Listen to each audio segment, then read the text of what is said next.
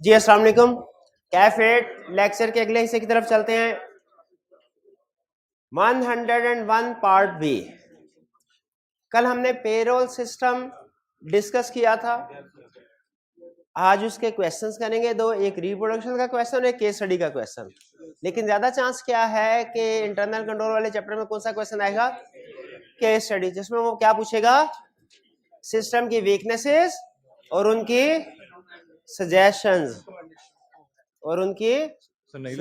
पूछेगा।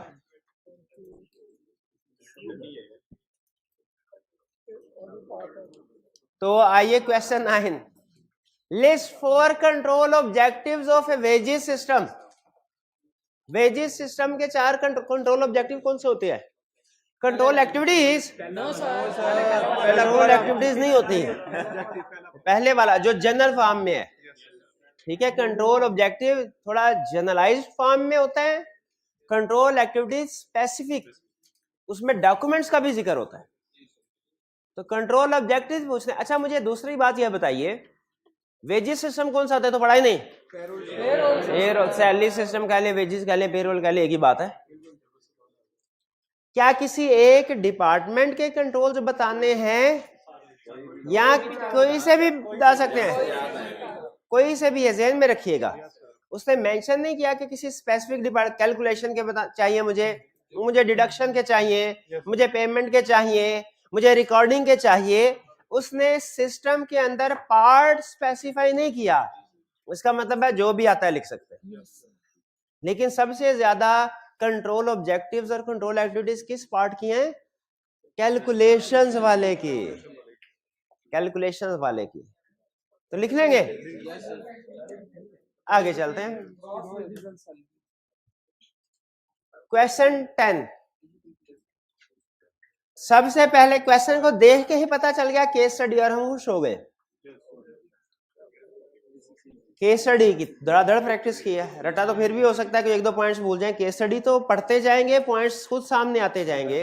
इक्का दुक्का सिर्फ हिडन से पॉइंट्स होते हैं, वरना सारी वीकनेसेस खुद बहुत सामने आ जाते हैं।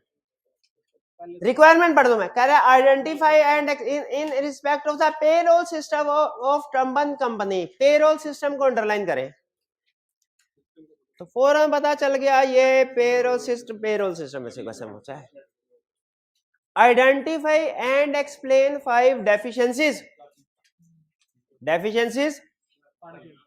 पूछे। इसका मतलब है गुड कंट्रोल नहीं पूछे, बैड कंट्रोल पूछे। तो गुड वाले जो होंगे इग्नोर करते जाएंगे।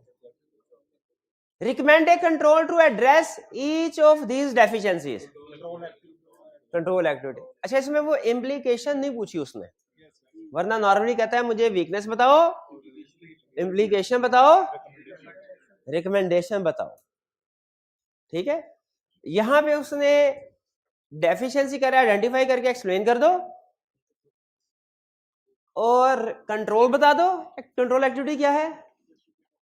फिर कह रहा है describe a test of control violent company chartered accountants है, ऑडिटर उनके, शुड परफॉर्म टू असेस। क्या मतलब? टेस्ट ऑफ कंट्रोल को अंडरलाइन करे। ये क्यों पूछ रहा है? आगे अजम्पशन दे के पूछ रहा है। उसे भी पता है कि वीक पे टेस्ट ऑफ कंट्रोल नहीं पूछे जाते, लेकिन आगे अजम्पशन दे रहा है। क्या? should perform to say if each of these control is operating effectively। कौन सा? वीक है। अच्छा, टोटल मार्क्स है 15, 3 रिक्वायरमेंट्स है, 5 थी 15, यानी हर वीकनेस को आइडेंटिफाई करने का 1 नंबर, सजेशन का 1 नंबर, टेस्ट ऑफ कंट्रोल का। टेस्ट ऑफ कंट्रोल एक ही बताए, जो कंट्रोल है उसका जाहिर है उसी का। एक कंट्रोल है, एक ही टेस्ट ऑफ कंट्रोल होगा। क्वेश्चन 10। अच्छा, मैं फोकस कर रहा हूँ सिर्फ वीकनेस आइडेंटिफिकेशन के ऊपर, क्योंकि आपको पता है डोर का एक सिरा मिल जाए उसका रिकमेंडेशन भी खुद ही बता सकते हैं उसका, और टेस्ट ऑफ कंट्रोल भी रिकमेंड। क्लियर? प्रॉब्लम असल काम क्या है? सिर्फ डेफिशिएंसीज को आइडेंटिफाई करना। ये बड़ा डिसीजन है, ये ध्यान से आपने आइडेंटिफाई करना। टम्बन company operates a chain of hotel across the country. टम्बन employs in excess of 250 permanent employees and its year end is 31 August 2014। 2014 है, 2014। You are the audit supervisor of Voila and Company and are currently reviewing the documentation of Trumban's payroll system detailed below in preparation for the interim audit. क्या इसमें कोई weakness है?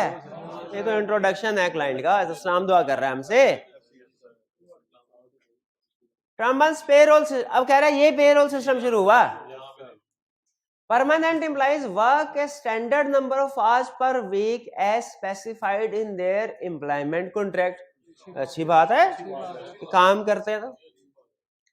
However, when the hotels are busy, staff can be requested by management to work additional shift as overtime. ये भी अच्छी बात, normally ऐसे ही होता है, जब काम ज्यादा हो ओवरटाइम का कहा जाता है।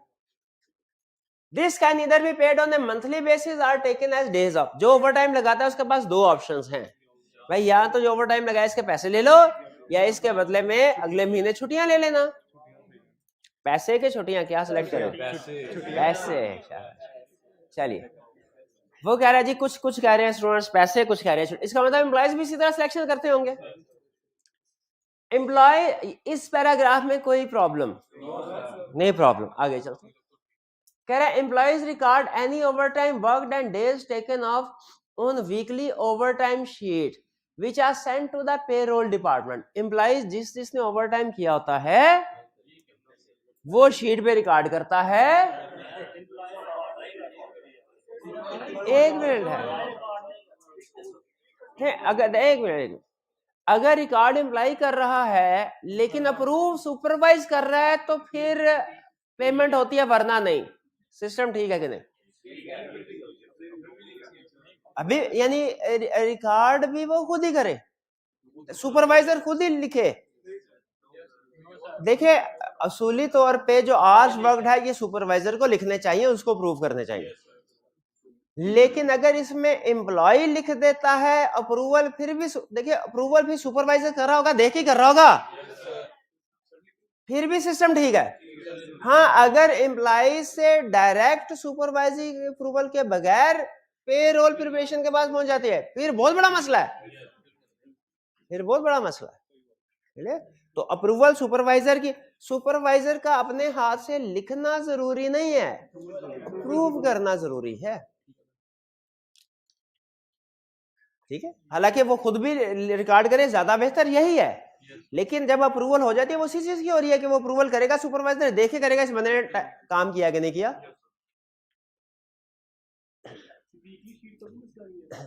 नहीं, वीकली शीट का ये असल में फॉरेन कंट्रीज में वीकली बेसिस पे भी पेरोल पे होती है। पाकिस्तान में तो मंथली बेसिस पे, फॉरेन में मंथली भी है और वीकली भी है। The standard hours per employee are automatically set up in the system and the overtime sheets are entered by clerk into the payroll package which automatically calculates the gross and net pay along with the relevant deductions.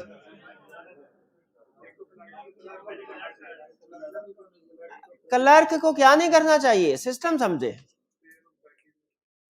इसमें क्या करे तुझे sheet में, इसमें कहीं पे authorisation की बात नहीं कर रहा।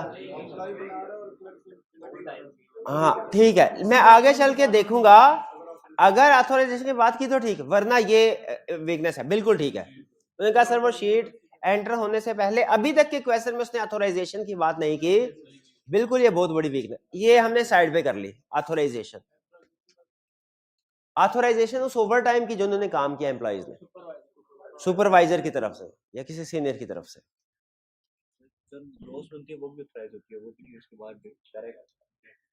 ग्रॉस और नेट पे कैलकुलेट हो गई है। अब इसकी पेमेंट से पहले उन्होंने कहा कि सर अप्रूवल होनी चाहिए, एग्रीड, एग्रीड। ये जो ग्रॉस और नेट पे कैलकुलेट हो रही है, इसकी लैदा अप्रूवल, इकट्ठी भी अप्रूवल हो जाए तो ठीक है। हमने लैदा डिपार्टमेंट्स पढ़े हैं, लैदा एक्टिविटीज पढ़ी है, लेकिन प्रैक्टिस में इकट्ठा प्रिंट निकलता है।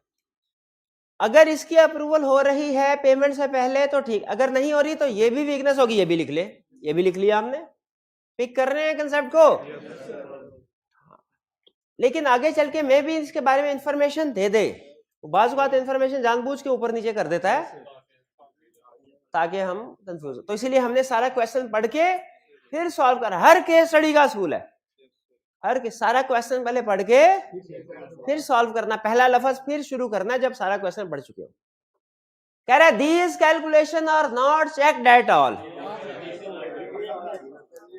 यानी जो कैलकुलेशंस हैं जो प्रिंट होके बाहर निकल रही हैं, कोई चेक नहीं कर, कोई ये अप्रूवल वाली बात आ गई, ये कंफर्म हो गया, वीकनेस है। कंट्रोल सजेशन क्या होगी, चेक करनी चाहिए। टेस्ट ऑफ कंट्रोल क्या होगा, सेलेक्ट करें सैंपल का और देखें सिग्नेचर अप्रूव हो रहे हैं। चलिए ये हमारी पहली कंट्रोल वीकनेस आ गई, these calculation are not checked at all. Wages are increased by the, ये देखिए अगर आई कैप का क्वेश्चन होता ना, आई कैप मर जाता, ये लाइन ना लिखता, दीज कैलकुलेशन आर, क्योंकि उसे पता है जहां कहीं मैंने अपने नॉट का वर्ड यूज किया ना, बच्चे को पता, हिंट मिल जाएगा बच्चे को। लेकिन इस बात की मुझे खुशी हुई कि आपने पहले ही आइडेंटिफाई कर लिया था कि सर इसकी अप्रूवल होनी चाहिए, ये नेट पे है, पेमेंट से पहले आप तैयार थे कि आगे अप्रूवल आ गई, ठीक नहीं आई तो मैंने इसको आइडेंटिफाई करना, ये हिडन थी, इसने सामने ला के रख दी, आई कैप सामने ला के नहीं रखेगा। फिर कह रहा है wages are increased by the rate of inflation each year and the clerks are responsible for updating the standing data in the payroll system, यानी हर एम्प्लॉय का जो रेट है वो क्लर्क अपडेट कर रहा है।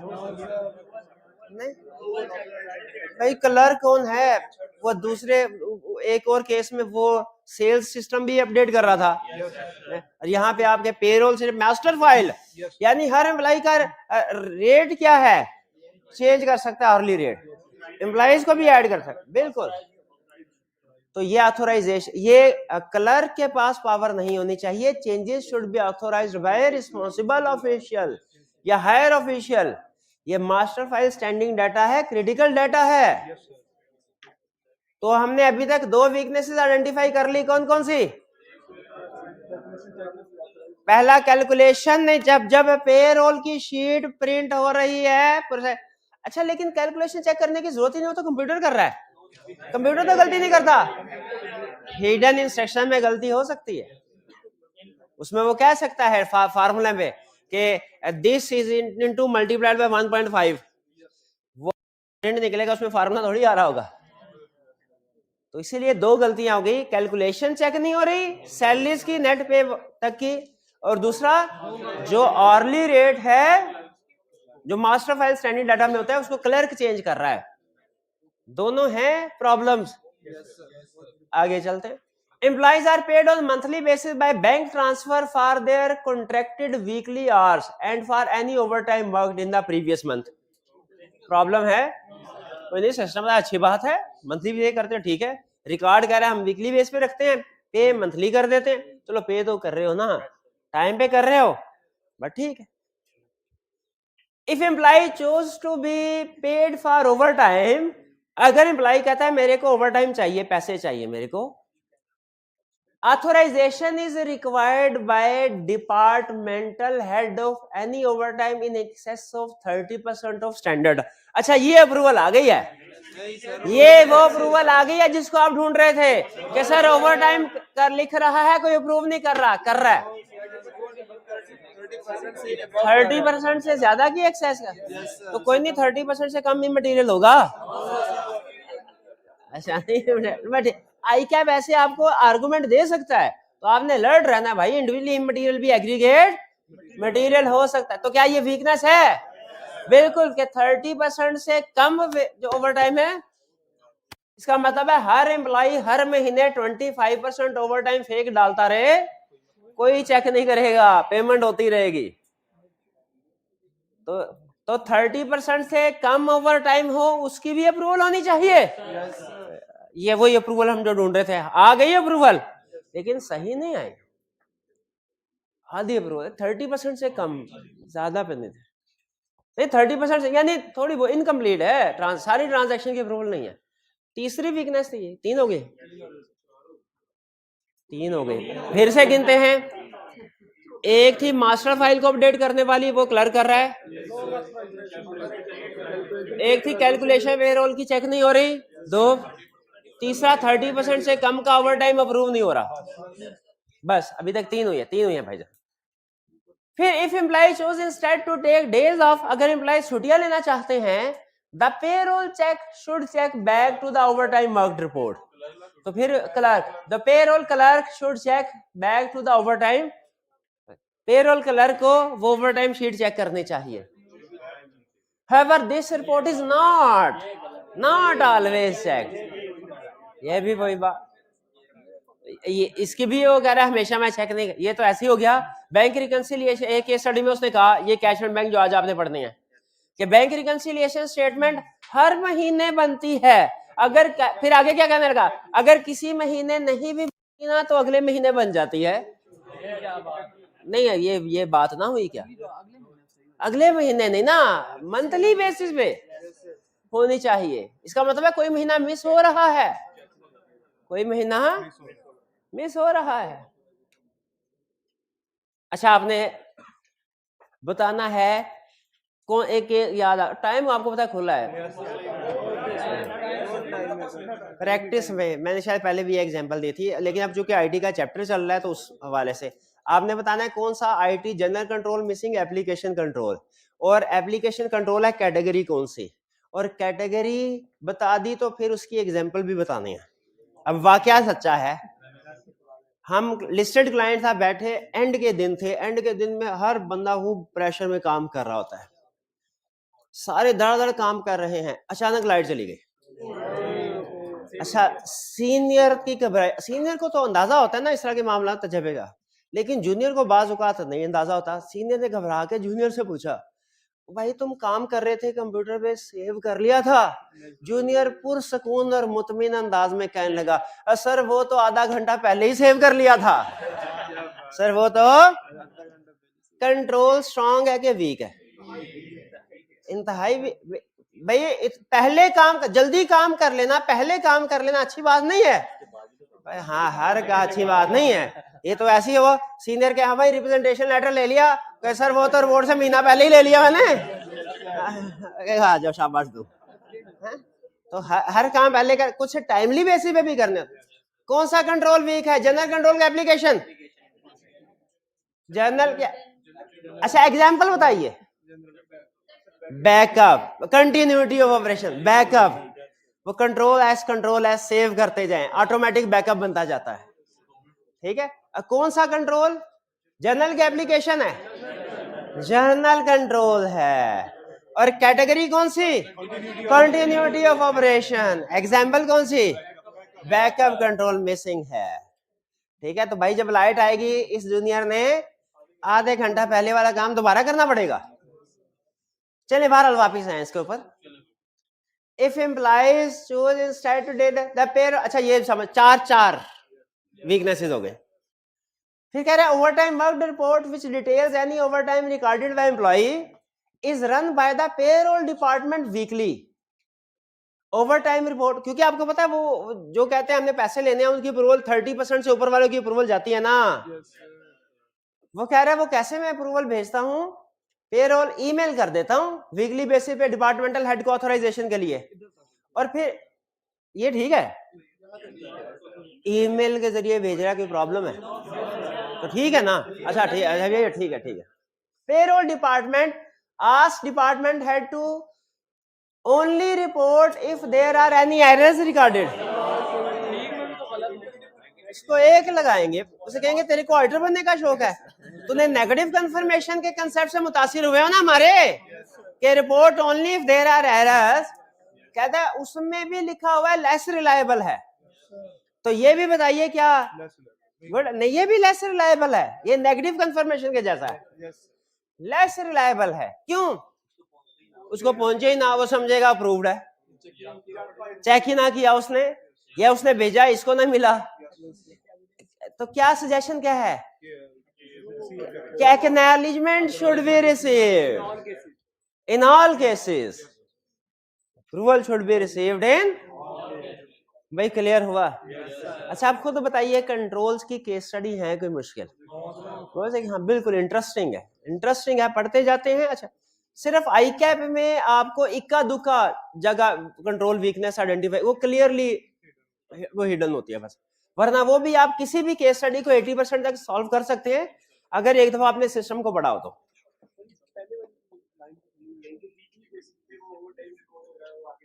वो रिकॉर्ड वीकली बेसिस पे कर रहे हैं, पे मंथली बेसिस पे कर रहे हैं, एंट्री वीकली बेसिस पे कर रहे हैं।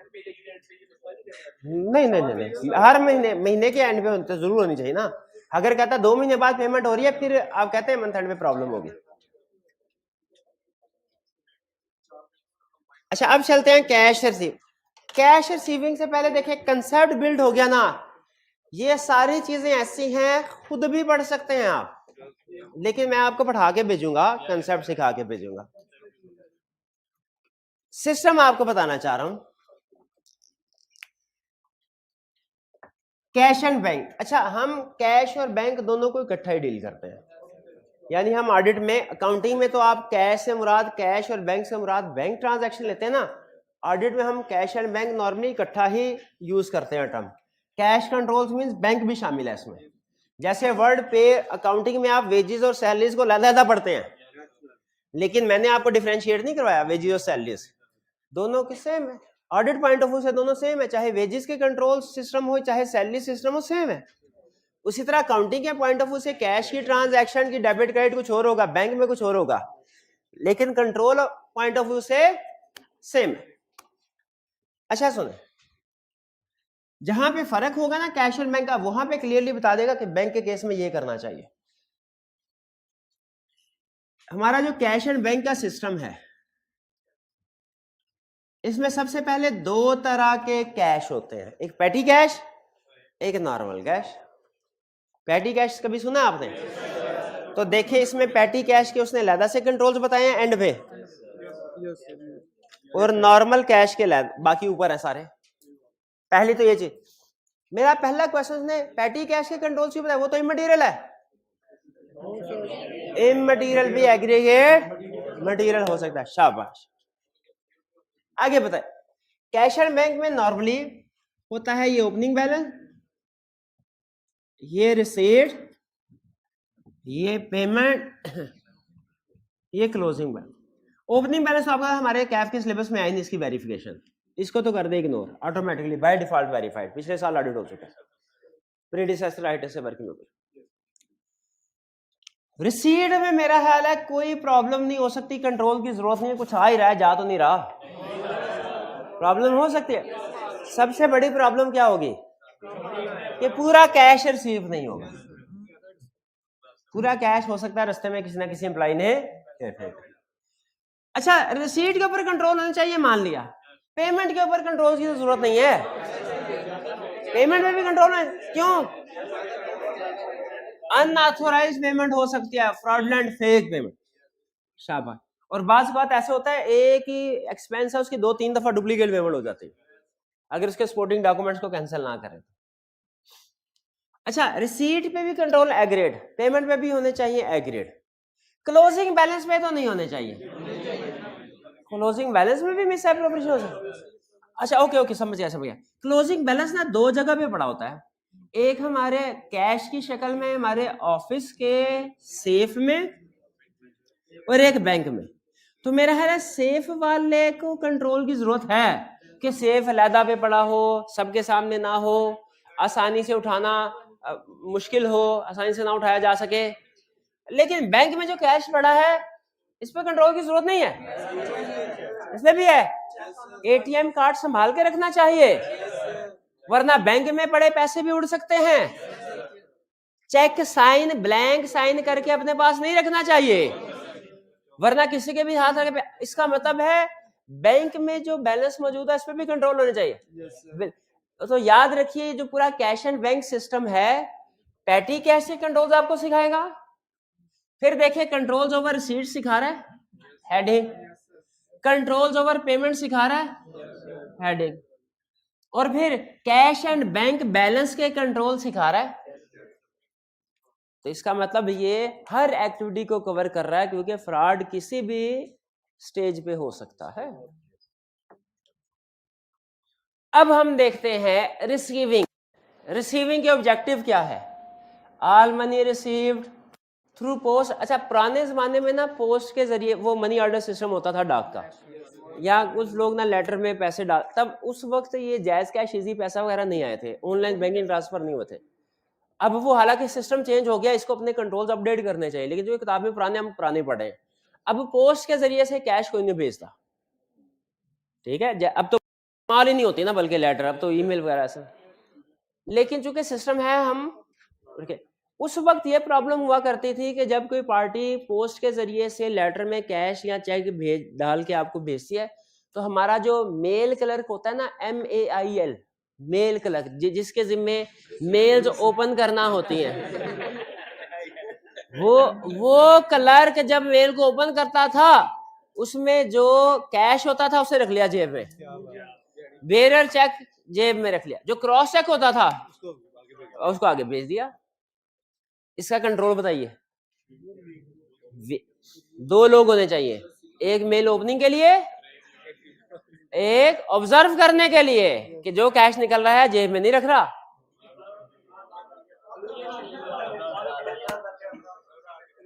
यहाँ कैमरा, दोनों मिल जाए तो वो तो लिमिटेशन है ना, फिर हमने हमारा कसूर नहीं है। All money received is bank, bank का मतलब क्या है? अब कंट्रोल सुनते जाएं, आपको समझ आते जाएंगे। कहता है पहला control over cash received through post, post के जरिए से जो cash, opening the mail should be monitored, दूसरा बंदा सर्वे, या कैमरा के जरिए कर ले, वो आपकी मर्जी है, या उधर एक दूसरा बंदा होना चाहिए। Listing should be independent person, listing बनाए, किस चीज की लिस्टिंग, कितना कैश रिसीव हुआ, ठीक है, इंडिपेंडेंट पर्सन बनाए लिस्ट। इसका मतलब अगर दूसरा पर्सन कोई नहीं है, एक ही बंदा है, तो ये कंट्रोल वीकनेस हो जाएगी। और डे एंड पे जो मेल ओपन कर रहा है उसके पास जितना कैश है, और जो लिस्ट बना रहा है रिकंसाइल, ये तो परा। अब नया controls over cash sales at counter, इसके साथ ब्रैकेट में लिख लें कोई भी डिपार्टमेंटल स्टोर की एग्जांपल जिस पे आप आते जाते रहते हो, जैसे गवर्नमेंट, बिल्कुल कह रहा है सेग्रीगेशन ड्यूटीज होनी चाहिए। जो बंदा कैश रिसीव कर रहा है वो रिकॉर्ड नहीं करना, इनवॉइस जनरेट करने वाला बंदा और होना चाहिए, रिसीव करने वाला और होना चाहिए, क्योंकि दोनों अगर एक ही होंगे, कैश रिसीव को रिकॉर्ड ही नहीं करेगा, बिल भी नहीं होगा। और ये कंट्रोल गवर्नमेंट में नहीं होता, वहां पे वही बंदा कैश रिसीव भी कर रहा होता है, वही इनवॉइस भी जनरेट कर रहा होता है। इसकी रीजन क्या भला? स्मॉल एंटिटी है। हाँ नहीं, और कंट्रोल्स हैं, ये वाला कंट्रोल नहीं है, और कंट्रोल बिल्कुल है। सबसे बड़ा कंट्रोल लिखा होता है, अगर आपको इनवॉइस ना मिले 1000 रुपया इनाम लीजिए, कुछ जगहों पे लिखा होता है, अगर आपको इनवॉइस ना मिले 1000 रुपया इनाम लीजिए। ये एक यूटिलिटी स्टोर कंपनी में गए हम, वहां का एक मैनेजर था, सरकारी मुलाजिम यूटिलिटी स्टोर का, फ्रॉड कैसे करा था सुन लीजिए। लोग आते थे और वहां पे कुछ चीजें सब्सिडाइज होती थी, कुछ मार्केट रेट पे होते थे। लोग आते थे, दोनों तरह की चीजें खरीदते थे यूटिलिटी स्टोर में। वो क्या करता था, जो सब्सिडाइज चीजों की सेल होती थी वो सरकारी खातों में लिख देता था, जो नॉर्मल रेट्स पे चीजें सेल होती थी ना यूटिलिटी स्टोर से, उसकी सेल रिकॉर्ड ही नहीं, इनवॉइस ही नहीं उठाता बनाता था, सेल रिकॉर्ड नहीं। शाम को साथ वाली दुकान से वो बाय करके सस्ते दामों, यानी अपनी परचेज प्राइस पे, वो उसने पीछे बैकएंड पे एक सड़क छोड़ के अपनी प्राइवेट दुकान खोली हुई थी। शाम को जितनी यूटिलिटी स्टोर पे सेल होती थी उतना सामान अपनी प्राइवेट दुकान से लाके यूटिलिटी में भर्ती कर लेता था, और वो जो पैसे थे अपनी जेब में रख लेता था। इफेक्टिवली ट्रांजैक्शन क्या हो रही थी, सेल हो रही थी उस यूटिलिटी स्टोर पे, लेकिन असल में वो उसकी प्राइवेट सेल हो रही थी, उसकी दुकानें चल रही थी असल में, एक वो पिछली सड़क पे और एक ये सरकारी दुकान, ठीक है। तो ये ठीक है, तो ये प्रॉब्लम, वो फिर पकड़ा कैसे गया भला? क्या हमने वो स्टॉक काउंट के दौरान फर्क आ गया, स्टॉक काउंट के दौरान वो फर्क आ गया था, वो फर्क इन्वेस्टिगेशन की, तो बार बार मैं डिटेल में नहीं, टाइम कम है। तो ये इसीलिए कह रहे हैं जरूरी है इनवॉइस जनरेट हो।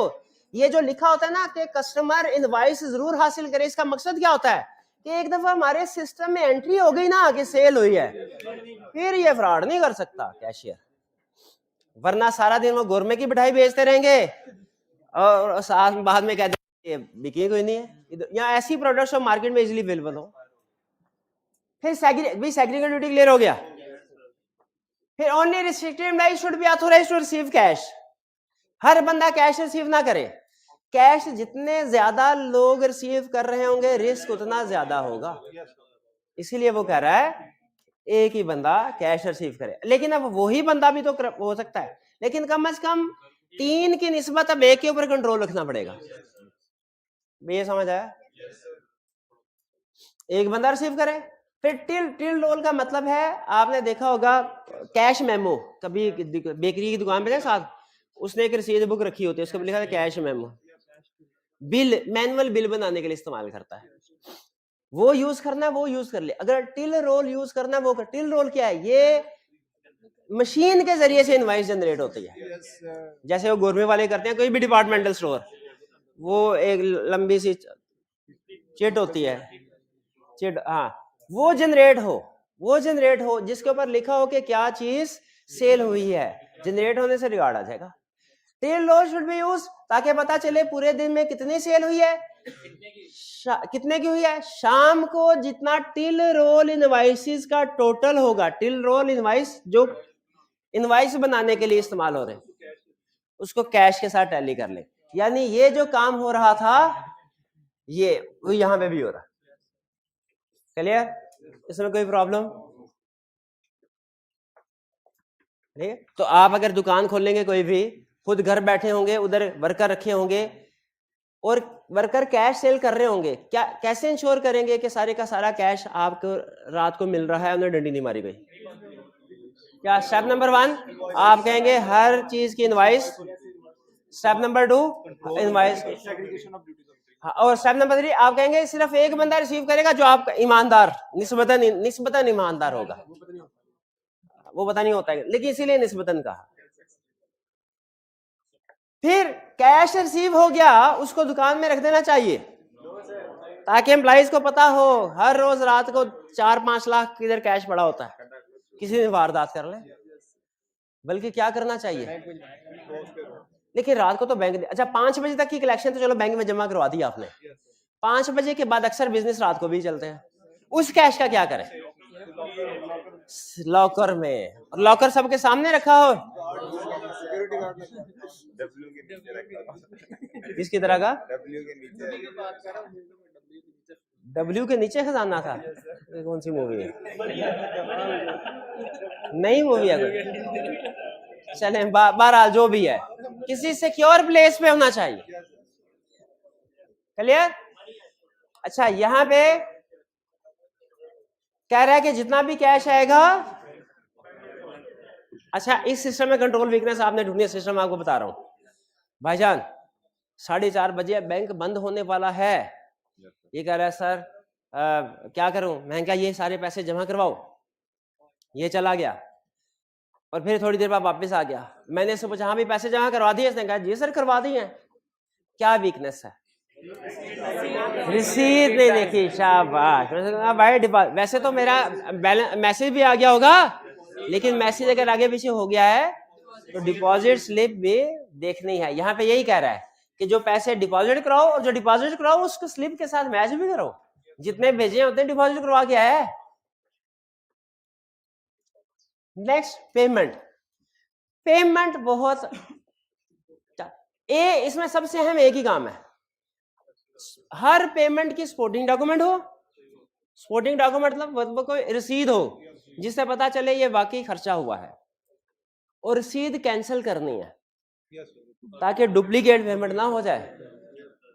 घर वाले आपने कहा नहीं कि रिजल्ट आ गया, जैसा आया आप ही को पता है, आपने कहा पास हो गए, घर वालों ने कहा अच्छा तुमने बताया था बाकी तुम्हारे कैफ में 6 पेपर रह गए हैं, तो तुमने 3 पेपर दिए थे, क्या हुआ? कहा तीनों में पास हो गया हूं, बस आई कैफ ने पॉलिसी चेंज की है, 3 पेपर उसने और बढ़ा दिए हैं। उसकी किताबें लेनी है, पैसे दीजिए। घर वालों ने पैसे भिजवा दिए, घर वालों ने पैसे भिजवा दिए, आपने किताबें खरीद ली, घर वालों से मंगवाई आपने 10,000, और दोस्त ने कहा भाई अपनी किताबें, तुम तो पास हो गए हो, अपनी किताबें मुझे दे दो। क्या कंट्रोल वीकनेस है घर वालों की तरफ से? रसीद दे दिखाई। अगर आपने रसीद, फर्ज कीजिए आपने पहली दफा जो पिछली दफा किताबें खरीदी थी वही रसीद भेज दी, उस पे सिर्फ एक लिखा था जनवरी, एक को आपने 7 कर दिया ताकि जुलाई बन जाए। क्या वीकनेस है अब सिस्टम में? घर वालों ने उसको क्रॉस नहीं किया। जेन्युइन डॉक्यूमेंट्स होने चाहिए और जब पेमेंट हो जाए इनको ताकि उसके दोबारा क्लेम ना किया जा सके। ये कह रहे, हाँ जी, कैश पेमेंट जब भी करनी है क्रॉस चेक के जरिए करनी है, वरना लोग कैश लेके मुकर जाते हैं, लाखों रुपया लेके कहते हैं सर आपको गलतफहमी हुई होगी। क्रॉस चेक के जरिए पेमेंट करनी है और हर पेमेंट से पहले सपोर्टिंग डॉक्यूमेंट जरूर चेक करने हैं। सपोर्टिंग डॉक्यूमेंट को कैंसिल कर देना है, किस लिए? दोबारा पेमेंट ना हो सके। अच्छा, जो चेक के जरिए पेमेंट होनी है उसकी एप्रोप्रिएट अथॉरिटीज होनी चाहिए। 1 लाख तक का चेक ये साइन करेगा मैनेजर, 1 लाख से ऊपर ये साइन करे, सिग्नेटरी। लेवल ऑफ अथॉरिटी होना चाहिए पेमेंट। और जितनी भी पेमेंट है प्रॉम्प्टली रिकॉर्ड हो, प्रॉम्प्टली मतलब डेली के डेली रिकॉर्ड हो, वरना कट ऑफ एरर आ जाएगा। ठीक है जी। Cash in hand, access to cash should be restricted. हर बंदा कैशियर के पास उठने बैठने की इजाजत ना हो। जिस जगह पे आप देखेंगे, यहाँ पे कॉलेज में भी देख रहे हैं, जहाँ पे कैशियर है ना, वो इतना प्रोटेक्ट तो टीचर को नहीं किया गया जितना उसमें। बिल्कुल नजर भी नहीं आता, बिल्कुल एक हाथ में बाहर आता है, आपके पैसे लेके अंदर चला जाता है। Cash and coin should be kept in heavy locked box. है लॉक्ड क्यों लिखा? कोई चोरी ना, अच्छा खोल नहीं सकते, उठा के तो लेके जा सकते हैं। हैवी होना चाहिए, हैवी इसलिए सिक्योर्ड प्लेस, हर एक इजाजत उधर पहुंचना हो। ये थे कैश के। बैंक के क्या कंट्रोल होने चाहिए? New bank account authorisation approval के बाद ओपन हो, फिर सेपरेट पर्सन हो, किस लिए? चेक बुक के लिए, और चेक को साइन कर, सेग्रीगेशन ड्यूटीज यहां भी आ गया। जिसके पास चेक बुक हो वही सिग्नेटरी हो क्या? जब उसका दिल किया उसने चेक निकाल के साइन, सिग्नेटरी लैदा होगा, चेक बुक का होल्डर लैदा होगा, तो कम से कम 2 लोग इन्वॉल्व होंगे। ठीक है। फिर क्या चेक प्री साइन होने चाहिए? क्यों नहीं होने चाहिए प्री साइन? सीईओ जब उसने वो रिप्रेजेंटेशन लेटर से पहले 10 दिन की छुट्टियों पे जा रहा था, उसने 10 दिन की एक्सपेक्टेड पेमेंट जो है उसने साइन करके उसने का अमाउंट नहीं लिखी, जो जो पार्टी है पेमेंट कर देना। गलती की ना, वो अपनी मर्जी से पैसे निकलवा लेगा जो जूनियर होगा। बैंक रिकंसिलिएशन स्टेटमेंट प्रिपेयर होनी चाहिए। बाज़ औक़ात इलेक्ट्रॉनिक सिग्नेचर होते हैं चेक्स के ऊपर, आपने देखा कभी? सरकारी महकमे खास तौर पे आप देखेंगे ना, वो जो पेंशनर्स वगैरह को चेक मिलते हैं इलेक्ट्रॉनिक डिवाइसेस होते हैं, तो वो प्रोटेक्टेड होनी चाहिए, हर एक की पहुंच में ना हो। एग्री करते हैं? चलिए, ये थे हमारे पैटी कैश। आज नहीं कर रहे हम, आपने लेकिन रीड कर लेना है, इजी रीड कर लेना है। पैटी कैश के कंट्रोल्स पहले रीड करने हैं, फिर असाइनमेंट की तरफ जाना है बगैर कंट्रोल। ठीक है। चलिए, आज हमारा कैश एंड बैंक, कल फिर इसको हम क्वेश्चन भी करेंगे, ओवरव्यू भी लेंगे। ये खास तौर पे कंट्रोल्स ओवर बैंक बैलेंस का और पैटी कैश का। आज का लेक्चर यहां खत्म करते हैं हम। अल्लाह हाफिज।